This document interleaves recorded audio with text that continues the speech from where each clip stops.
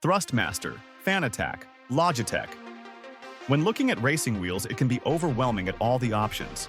How do you know which one's the right choice for you? Today, we're going to look at a special review made by a guest who's got plenty of experience with driving simulation. Keep watching till the end to find out the top choice. We're going to be looking at two specific kinds of wheels: belt-fed and direct drive. Belt-fed is exactly what it sounds like. The belts provide the resistance and force feedback that you experience during your race. Now, direct drive is a steering wheel that provides a realistic driving experience by directly connecting the wheel to a motor, without the use of gears or belts. Direct drive is more responsive and exact in what the game is generating, which can create a far more realistic feeling. Likewise, the feedback is far faster than the belt, and you can recover and read faster what is happening on the road. Keep in mind, if you are in the market for a new wheel and base, the thing to remember is that certain wheels only fit and are made for certain bases. For example, if you buy a Thrustmaster T-Series racing steering base, then you need to be certain that the wheel you are purchasing is made for that base. If you happen to make the mistake of buying the wrong base, then refunds and exchanges for the correct wheels are simple, but that will keep you from the racetrack longer. Now, I don't want to continue to bore you with the lingo you need to know. While it's important, we've already covered the basics, so let's dive into the racing rigs.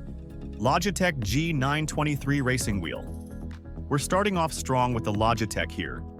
With a black leather wheel, an array of buttons to assign commands to, satisfying shifter and 3 pedals that include a clutch, this is one of the best wheels you can get to help you get your feet wet in the world of sim racing.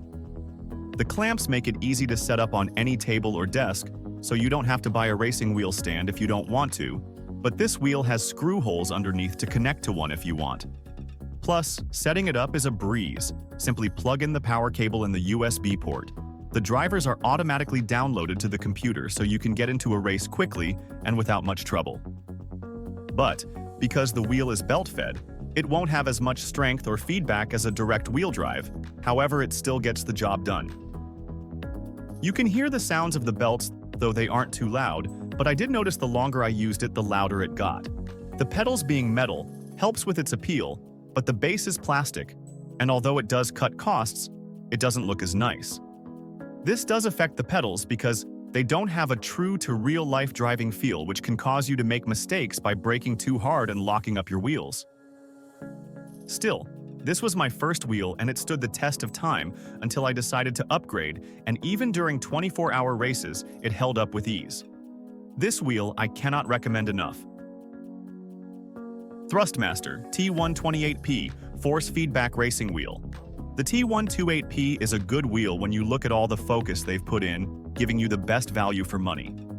If you're wanting to get into sim racing, then this will be a great wheel because of the hybrid technology Thrustmaster has put into them.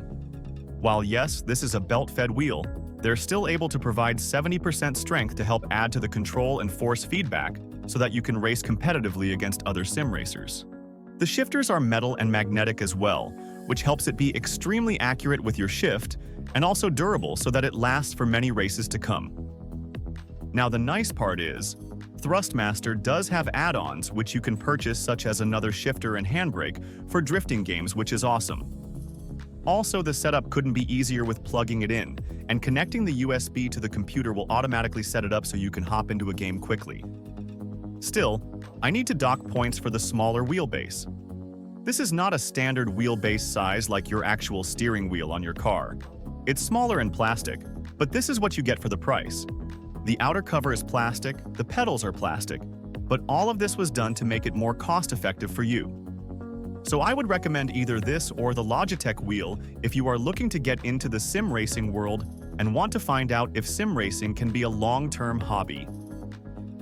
Thrustmaster T248 Racing Wheel.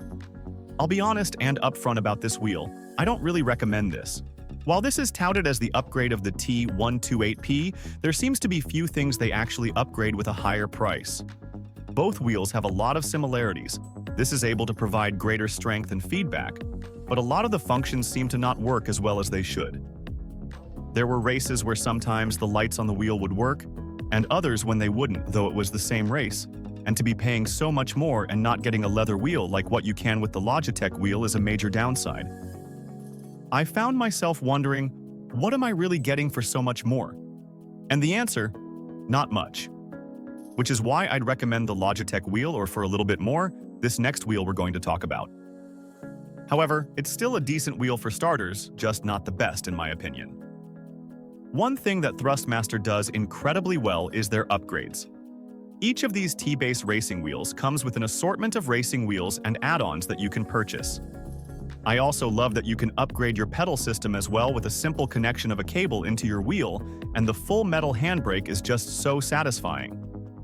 Also, they have one-to-one replica wheels which, while expensive, can be like driving the actual car. The wheels are certainly a premium add-on, but the quality is there without a doubt. Fanatec DD Ready to Race Bundle. This is a game changer in how the force feedback and response is, because as we have stated, the direct wheel drive has a motor which can provide quicker response and feedback. One of my favorite details is when I am driving over a red and white curve, I can actually feel the bump in my wheel.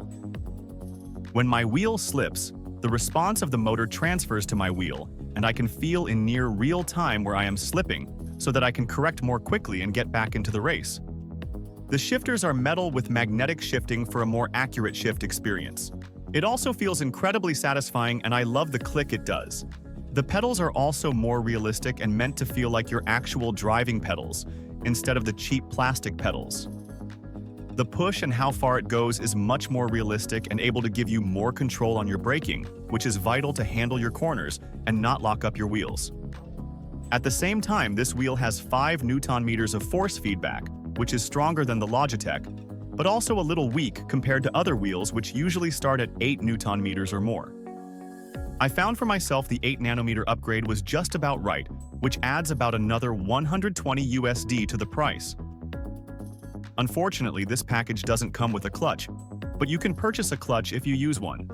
Still, this is a great purchase for the price and will get you into the direct drive wheels, which is such a game changer. The price is hard to beat, and the Fanatec wheel is fully upgradable and able to add different wheels and shifters, which is awesome to see, but keep in mind, with the upgrades especially, the wheels come at a premium price. Getting into sim racing can feel overwhelming at first, but it doesn't have to be. Once you've got your racing wheel, you're ready to dive into an exciting world of high-speed races and thrilling challenges. But with so many options out there, how do you know which sim racing game is right for you? That's something we'll explore next time.